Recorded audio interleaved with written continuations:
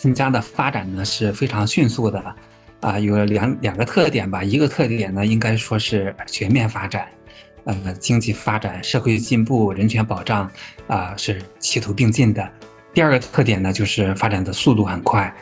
应该说呢，它是超过了全国平均的发展速度的，在许多方面、许多指标上都能体现出来。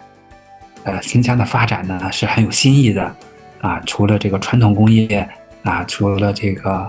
传统上我们理解的第三产业，那么有很多新兴的这个产业集群，那么在这个能源环保文旅各个方面都充满了创造性，有很多的创新之举。在新疆呢，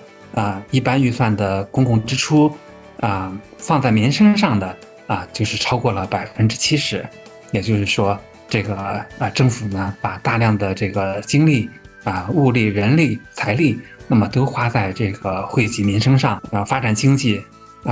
改革开放，人民呢从发展过程当中受益，让各族人民过上好日子。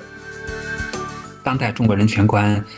它体现的理念呢，就是以人民为中心的人权观。所以呢，就是发展让人民参与，同时呢，要让人民呢享受这个发展的这个成果，我们说新疆发展非常快，让各族人民都从这个快速的发展过程当中呢受益。